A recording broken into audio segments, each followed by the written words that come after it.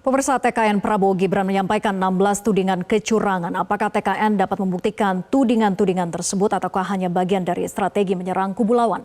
Kita akan membahasnya bersama juru bicara Timnas Amin, Mardani Alisera, Wakil Komandan Relawan TKN Prabowo Gibran Immanuel Ebenezer, juru bicara TPN Ganjar Mahfud Patria Ginting, serta Dewan Pembina Perludem Titi Anggraini. Selamat malam Bang Mardani, Bang Noel, kemudian juga Bang Patria dan Mbak Titi. Malam, Vera. Oke, sehat semua ya. Oke, saya mulai ke Bang Mardani dulu. Bang Mardani, TKN Prabowo Gibran menyampaikan 16 potensi kecurangan pemilu yang diklaim sebagai temuan TKN. Sementara Gus Imin menyatakan itu mengada-ngada dan hanya cara kampanye saja. Kita simak pernyataan berikut ini. Ya, menurut saya itu sih mengada-ada ya. Seolah-olah kalau udah 16 itu seolah-olah ada, itu padahal itu hanya kampanye, cara itu gaya kampanye aja, gaya kampanye dari tim itu supaya kelihatannya seolah-olah ada, padahal setelah saya baca nggak ada kaitan sama sekali.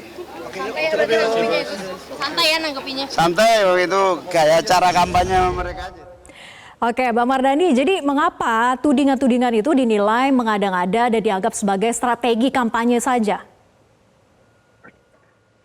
Beberapa waktunya sudah kadaluarsa karena biasanya yang namanya laporan ke Bawaslu itu ada masa kadaluarsa 7 hari dari waktu pelaksanaan.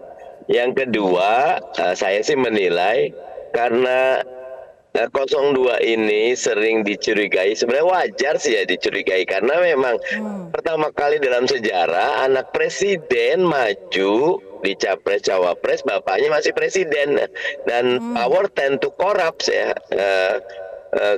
absolute power corrupt absolutely. Jadi wajar kalau banyak yang menduga, melihat kemungkinan dan lain-lain. Dan sudah ada yang terbukti, contohnya yang bagi-bagi susu kan, Bawaslu Jakarta Pusat sudah mengatakan itu bersalah karena Car Free Day walaupun problemnya di Car Free Day. Nah sehingga pandangan saya mungkin teman-teman melihat pertahanan terbaik itu dengan menyerang. Jadi dibuatlah 16 laporan walaupun akurasinya nanti KPU bisa membuktikan bahwa itu banyak yang mungkin tidak tepat. Begitu. Oke, jadi pertahanan terbaik dengan menyerang. Begitukah Bang Noel, dari 16 kecurangan pemilu yang disampaikan ada tudingan ke kubu 01 dan juga kubu 03. Apakah TKN sebetulnya bisa membuktikan fakta kecurangan yang ditudingkan itu dan memastikan punya bukti kuat? Ini Mbak, nggak mungkin kita ini melakukan sesuatu itu tanpa ada bukti yang memadai. Karena kita tidak mau melakukan sesuatu basisnya adalah hoax, kebohongan. Jadi apa yang sudah dilakukan oleh TKN itu semua didasari basisnya basis bukti gitu. Tidak mungkin kita berbasis isu dan sebagainya, apalagi dibilang trik kampanye dan sebagainya. Kami ini pasti punya bukti yang akurat Pak, tidak mungkin tidak. Kemudian orang kan selama ini kan kita yang selalu dituding dan kita tahu semua aktor-aktor yang menuding kita gitu loh. Ya kali ini boleh dong kami melakukan pembelaan, tapi pembelaannya masih normalnya dalam norma-norma demokrasi, yaitu apa? Memakai instrumen negara terkait kepolisian sebagai penegak hukum untuk melanjutkan apa yang menjadi dasar laporan kita, gitu. Oke. Bang Noel, kalau memang punya bukti kuat, kan salah satu dari tudingan itu kubu 01 dituding oleh TKN melibatkan tenaga pendamping desa. Sebelumnya tadi sudah dibantah oleh Gus Imin juga begitu ya. Apakah punya buktinya Bang Noel agar memastikan tudingan itu memang beralasan gitu loh? Pak, kalau tidak punya bukti, gini, kalau tidak punya bukti itu akan menjadi backfire buat kami semua. Gitu, kami tidak mau, nggak mungkin tidak punya bukti lah. Apalagi ini bicara tentang ke publik, kita akan melaporkan sebagai tanpa ada dasar bukti yang benar-benar memadai, itu akan menampar muka kami semua. Dan kami tidak mungkin mau melakukan hal itu tanpa ada dasar bukti. Gak mungkin lah sekelas Habibur Rahman dan semua tim hukum kami ini kan orang-orang yang punya integritas, punya kredibilitas semua. Nggak mungkin lah, nggak. Saya rasa apa yang akan kami upayakan itu cukup akurat lah bukti-buktinya. Nanti kita tinggal lihat aja nanti akurat, laporan punya bukti. tim hukum kami. Jadi buktinya apa Bang Noel? Kan kita mempertanyakan nih Nanti buktinya lihat dong, apa, jadi bisa Mbak. Nggak bisa disampaikan. dong, Mbak. Nggak enak dong. Kalau kita publikasi di sini buktinya, ya sama juga kami menyebarkan, oh nggak mau. Pokoknya nanti semua itu akan ditemukan di pengadilan atau Bawaslu sebagai instrumen pengawas pemilu. Itu aja dulu. Oke, jadi tudingan-tudingan itu akan dilaporkan gitu ya, diproses lebih lanjut ke tahap hukumnya. Ya, kalau terkait pemilu, sengketa pemilu, terkait pelanggaran pemilu akan kami laporkan ke Bawaslu. Terkait pidana kita akan laporkan ke institusi kepolisian. Udah itu aja. Oke, saya ke Mbak Titi. Mbak Titi, tudingan kecurangan yang disampaikan ke publik jika tidak bisa dibuktikan letak kecurangannya di mana, apakah bisa dimaknai hanya bagian dari strategi menyerang kubu lawan? Semuanya bergantung pada tindak lanjut oleh Bawaslu. Bawaslu dengan kewenangan yang mereka punya akan melakukan kajian tindak lanjut dan kemudian mengambil keputusan apakah laporan tersebut didukung oleh 2 alat bukti yang cukup dan kemudian itu memenuhi syarat sebagai pelanggaran pemilu. Pelanggaran pemilu itu ada yang pelanggaran administratif pemilu, tindak pidana pemilu, atau bisa jadi ditemukan pelanggaran lain yang tidak berurusan dengan pemilu yang akan diteruskan dengan lembaga atau instansi yang berwenang. Oleh karena itu, untuk meluruskan segala sesuatunya, untuk menempatkan penegakan hukum secara proporsional dan profesional, Bawaslu dituntut menindaklanjuti secara terbuka, transparan, dan akuntabel. Setiap perkembangan penanganan pelanggaran tentu saja akan dikomparasi dengan penanganan pelanggaran yang lain. Yang jadi masalah itu adalah tebang pilih. Kalau untuk yang A lambat, untuk yang B cepat, untuk yang A serupa peristiwa hukum dan juga kronologis, tetapi dinyatakan tidak melanggar, tapi untuk yang B melanggar. Maka publik akan menilai apakah penegakan hukum telah dilakukan sesuai dengan prinsip di dalam penegakan hukum berimbang, proporsional, dan berkeadilan. Jadi sekali lagi kita menunggu bagaimana Bawaslu meresponnya. Tetapi setiap dugaan pelanggaran atau kecurangan yang diungkap kepada publik mestilah ditindaklanjuti dengan proses hukum. Jangan sampai sekedar menjadi narasi yang kemudian tidak ada konklusinya, apakah betul itu pelanggaran atau bukan. Kira-kira begitu, Mbak. Oke, tapi sejauh ini yang Mbak Titi lihat, apakah tebang pilih itu sudah terjadi, Mbak Titi? Ya, makanya kemudian di beberapa perkara sebelumnya kan Bawaslu misalnya menyatakan tidak ada pelanggaran meskipun pihak yang lain menyatakan ada pelanggaran. Nah, ketika misalnya ada pelaporan berikutnya yang melaporkan kan ini peristiwa per peristiwa itu harus dikaji ya Mbak ya. Contohnya saja catatan kepada Bawaslu cepat sekali menyatakan tidak bisa menindaklanjuti apa yang menjadi temuan PPATK. Padahal mestinya ada ruang-ruang yang tidak perlu tergesa-gesa menyatakan bahwa temuan PPATK itu tidak bisa ditindaklanjuti hanya karena rujukannya adalah rekening khusus dana kampanye resmi dan juga laporan dana kampanye resmi. Segala sesuatunya itu sebenarnya kalau kita lihat ya konteks kasusnya itu ada ruang yang bisa dilakukan oleh Bawaslu. Nah, termasuk juga di beberapa pelanggaran misalnya soal aparat desa dan lain sebagainya. Ini kan yang dipersoalkan soal tim pendamping desa ya. Kita akan lihat nih nanti bagaimana sikap dari Bawaslu di dalam tindak lanjutnya terhadap misalnya netralitas pendamping desa ini bila dibandingkan dengan penanganan pelanggaran yang menyangkut kepala desa dan beberapa aparat desa yang melakukan pertemuan politik dengan sejumlah calon di dalam penyelenggaraan pemilu kita.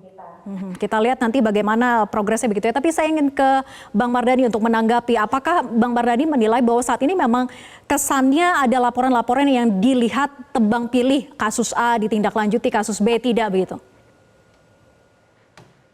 Ya memang yang pertama kalau melihat hitungan-hitungannya karena presiden masih menjabat dengan anggaran, dengan aparatur, apalagi ditambah kepala daerah yang PJ itu loh, dan banyak yang ditunjuk, maka wajar kalau masyarakat dan para pihak khawatir dan curiga. Apatah lagi, saya ingat sekali, Mbak Titi masih ingat pasti, waktu pemilihan KPU Bawaslu, saya termasuk yang ikutan. Kita masih 3 hari fit proper test itu. Tapi hari kedua, itu sudah beredar nama-nama. Ya, Mbak Titi ingat kan ya? Komisioner KPU Bawaslu yang terpilih. Dan ternyata Itu hari kedua, padahal sampai hari ketiga kita masih fit proper test. Ternyata esok harinya jam 12 lebih diputuskanlah nama yang exactly the same. Sama persis dengan apa yang beredar hari kedua itu gitu loh. Nah, sehingga wajar kalau publik agak curiga. Nah, sekarang bagaimana dengan pelaporan-pelaporan? Kata kuncinya, ayo, ini pemilu milik rakyat. Rakyat yang wajib melaporkan, rakyat yang wajib menjaga, rakyat yang wajib untuk menangkap momen-momennya. Salah satunya sudah ada tuh ketika ternyata di Taiwan surat suara diberikan lebih dahulu. Alhamdulillah ada yang sadar menangkap, mengumumkan di sosial media, rame dan KPU mengaku salah. Dan buat saya semua, kalau cuma pasangan calon terbatas. Pasangan calon sekarang fokusnya di kampanye. Tapi yang mengawasi siapa yang melakukan politik uang, siapa intimidasi, siapa yang menggunakan aparat, masyarakat dan masyarakat wajib mengawasi. Begitu. Oke, baik. Dan nanti usai jeda saya ingin ke Bang Patria untuk menanyakan terkait dengan 16 tudingan ini juga mengenai soal Menko Polhukam yang membuka aduan pemilu di Kemenko Polhukam. Tapi dijawab nanti usai jeda bersama kami di Prime Time News. Salah satu potensi kecurangan TSM, satu misalnya adanya pembukaan posko pengaduan pelanggaran pemilu yang berkantor di kantor Kemenko Polhukam. Kami melihat ini berpotensi adanya penyalahgunaan kewenangan atau abuse of power yang dapat menimbulkan konflik kepentingan dalam jabatan sebagai Kemenko Polhukam dalam kepentingan sebagai cawapres. Teman-teman, saya rasa kita semua sudah tahu Undang-Undang Pemilu telah memberikan kewenangan kepada Badan Pengawas Pemilu untuk menerima segala bentuk laporan pelanggaran pemilu, baik pelanggaran administrasi, pelanggaran pidana, pelanggaran etika, ataupun pelanggaran lainnya, dan semuanya itu telah diatur dalam Undang-Undang Pemilu dan aturan pelaksanaan. Ya, tadi kita sudah simak bersama pernyataan dari TKN yang memberikan tudingan begitu ya kepada kubu 03 soal Menko Polhukam yang membuka aduan pemilu di Kemenko Polhukam, dan Ganjar yang dituding diajak Ketua BP2MI dan beri arahan dalam kegiatan pelepasan pekerja migran Indonesia. Bang Patria, tanggapannya soal tudingan yang disampaikan oleh TKN ini? Ya, Pak Mahfud itu, semua orang yang sudah kenal Pak Mahfud ini adalah orang yang paling lurus, tegak lurus daripada hukum. Dia paling jujur juga, dia mengerti hukum. Dan beliau sudah sampaikan bahwa yang dimaksud itu adalah des pemilu, dan itu sudah lama, dari 2014 sudah ada. Dan bukan penyelenggara pemilu. Dia hanya menerima laporan, lalu mencatat, lalu meneruskan ke KPU. Dan kemudian di dalam des ini juga ada 19 kementerian lembaga, dan sudah ada beberapa kali pemilu sudah ada. Jadi nggak ngerti kenapa harus ada narasi seperti itu. Dan orang jadi mendengar narasi itu juga aneh. Mungkin kalau tokoh lain yang menyampaikan bahwa dia akan membentuk des pemilu, kalau ada rekam jejaknya yang dulu-dulu mungkin pernah curang, mungkin orang curiga. Tapi ini Pak Mahfud yang orang kalau dengar juga nggak kepikiran deh Pak Mahfud untuk melakukan itu. Oke, soal des pemilu selalu ada tiap pemilu, Bang Noel tanggapannya? Jadi di mana letak konflik of interest yang tadi dimaksud? Gini, ini kan bagus, makin banyak des, makin bagus lah kalau saya sih. Tapi selama orientasinya menjaga demokrasi dengan pemilu yang berkualitas. Jadi saya rasa ke depan nanti tudingan-tudingan itu kan kita sama-sama punya lah. Misalnya kayak kelompok 03 melaporkan beberapa sahabat-sahabat saya. Kemudian 01 yang katanya kalau kita buat ini laporan lambat, ternyata misalnya kayak kasus ada orang yang mengancam ingin membunuh Pak Anies, itu langsung ditangkap tuh. Kedua, kita lihat di Boyolali ketika ada beberapa oknum TNI yang melakukan kekerasan terhadap salah satu pendukung 03, langsung diproses. Artinya apa? Ini cepat sekali, kok diprosesnya nggak ada yang kelambatan. Makanya kadang-kadang kita ini kasihan, TNI kita udah cukup letih lah ya. Polisi kita, penegak hukum kita terlalu letih lihat para politisi yang selalu menuding-nuding sikap dan netralitas kedua institusi. Tambah lagi tadi sore ada tudingan baru lagi terhadap kejaksaan. Ini saya melihatnya narasinya diciptakan dulu narasi, lantas kemudian diorkestrasi seakan-akan ada semacam kecurangan. Yang bahaya ini nanti malah buat demokrasi kita. Itu akan malah dihancurkan. Kita tidak mau demokrasi kita yang semakin bagus ini dirusak dengan narasi-narasi kotor ini. Jadi kita mau ke depan ini, ya sudah kalau kita sepakat sama-sama mau bahwa demokrasi kita berkualitas, jurdil dan sebagainya, ya sudah kita jaga aja, kita kuatkan demokrasinya, kita kuatkan instrumen yang ada Bang ini. Noel, sekarang saya pengen fokuskan ke tudingannya. Narasi-narasi kemudian itu diorkestrasi, pemilu curang lah, TNI politik dan netral, kemudian nanti lama-lama sudah KPU diserang, jadi udah makin banyak ofensif-ofensif yang dilakukan, ya maaf, yang beda pandangan dan ketakutan kalah. Itu karena gini, saya Bang Noel, tapi kita fokuskan kepada tudingan yang diberikan oleh TKN. Ini kan soal des pemilu yang katanya memang ada di Kemenko Polhukam setiap kali pemilu. Yang saya tanyakan adalah di mana letak dugaan kecurangannya bagi TKN? Mbak, banyak dugaan-dugaan curang itu. Misalnya kayak contoh, itu ya, fokus soal des pemilu. PLT. Bang Noel. Bupati di Papua, kemudian bupati yang di Majalengka, itu terbukti sudah ada keputusan bahwa Panwaslu, kemudian yang ASN di Jawa Timur yang langsung menyampaikan saya dipaksa untuk memilih salah satu calon, gitu loh. Itu terbuka semua kok, tapi kami tetap ya sudahlah, gitu loh. Masa kita jadikan barang bukti itu juga, tapi kan lama-lama kami letih juga. Ya, Bang Noel, yang saya tanyakan soal des pemilu. Politik, intimidasi dan sebagainya dan kecurangan. Nah, untuk itu semua, ya sudah mari kita perkuat aja demokrasinya lah.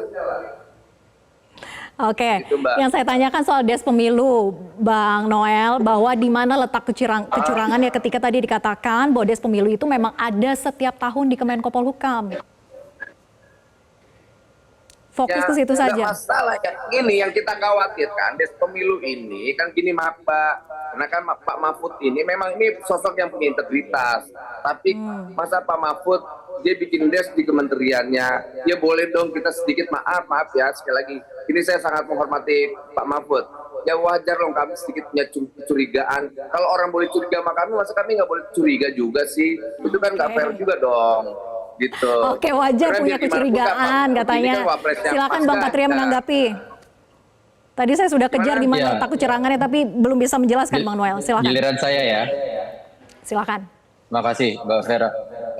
Tadi saya takut sinyal saya jelek, soalnya kalau saya dengar Bang Noel saya malah jadi bingung, karena mungkin kalau Bang Noel yang waktu itu konferensi pers mungkin akan lebih jelas ya.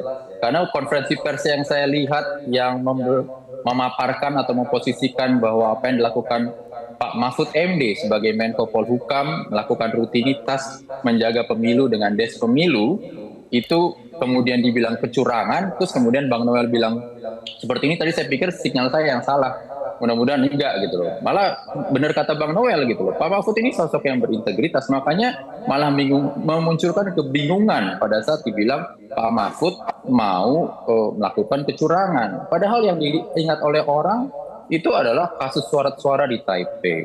Yang diingat orang adalah yang secara video ada pembagian uang oleh salah satu tokoh. Yang diingat orang kemudian soal pembagian susu di CFD. Dan itu pun juga dilaporkan seperti umumnya. Nah, yang tidak mengerti adalah kenapa soal des pemilu yang sebenarnya sudah ada dari 2014 juga setelah disampaikan Pak Mahfud, diposisikan dalam sebuah konferensi pers yang terkesan ini lagi gawat banget dan segala macam gitu. Kalau memang lagi unggul, gayanya nggak seperti itu. Makanya tadi saya apresiasi Bang Noel, makanya saya lebih senang Bang Noel harusnya melakukan konferensi pers. Mungkin di situ juga jadi lebih jelas bahwa ini urusan menjaga demokrasi dan bukan urusan menuduh curang atau tidak. Oke, terakhir saya ke Mbak Titi. Singkat saja Bang Noel. Bang Noel. Kadang-kadang naik turun nih. Malinau nih naik turun sinyalnya nih. Ini posisi saya ini kan di Kaltara nih, jadi naik turun sinyalnya. Oke, saya ke Mbak Titi ya, Bang Noel. Putus. Ya, Mbak Titi, apakah membuka aduan pemilu atau disebut des pemilu oleh Kemenko Polhukam itu bisa dikategorikan kecurangan pemilu seperti yang ditudingkan oleh TKN Prabowo Gibran, dan juga saya elaborasi karena durasi kita cuma 2 menit, menelaah potensi kecurangan yang sebetulnya paling rawan terjadi dan harusnya menjadi concern kita bersama untuk diwaspadai di tengah kondisi saat ini. Ya Mbak, saya mau cerita aja kalau saya itu terlibat di dalam Des Pemilu Polhukam sejak pemilu 2014, Pilkada 2015, Pilkada 2017, 2018, dan 2019. Jadi memang Des ini kolaborasi lintas instansi, kementerian, lembaga, dan juga bersama dengan masyarakat sipil di dalam memastikan aturan main pemilu itu ditegakkan dan termasuk juga menginventarisir potensi kerawanan sehingga para pihak yang terlibat itu bisa mengambil tindakan cepat. Apakah kemudian Des ini melakukan misalnya pelanggaran atau tidak karena keanggotaannya lintas kementerian lembaga, di dalamnya ada pelibatan KPU, Bawaslu, dan juga pihak-pihak terkait.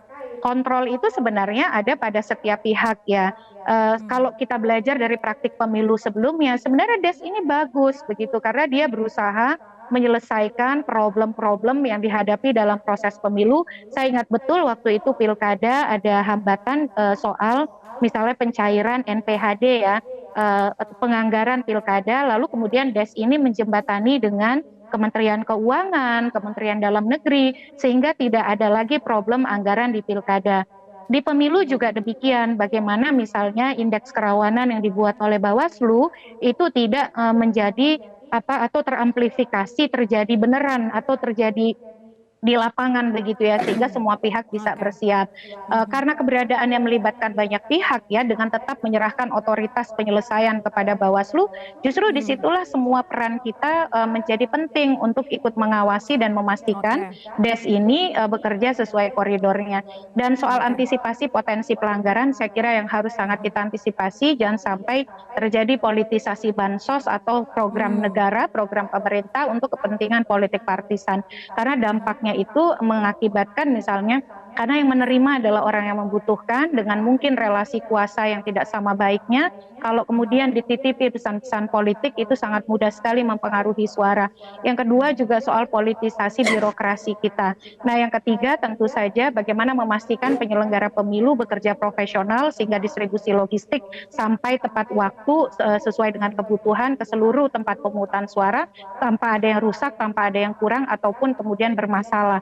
Di hari H kita harus menjaga suara pemilih tidak dimanipulasi, tidak dicurangi, pemilih menjaga suara di TPS, memfoto hasil di TPS sehingga betul-betul kemurnian satu orang, satu suara, satu nilai itu bisa terjaga, Mbak. Oke, sudah menjadi tugas kita semua untuk mengawasi gitu ya berlangsungnya pemilu yang jujur dan adil. Terima kasih Mbak Titi, kemudian juga Bang Noel, Bang Mardhani, serta juga Bang Patria sudah bergabung bersama kami. Selamat malam. Jelajahi cara baru mendapatkan informasi. Download Metro TV Extend sekarang.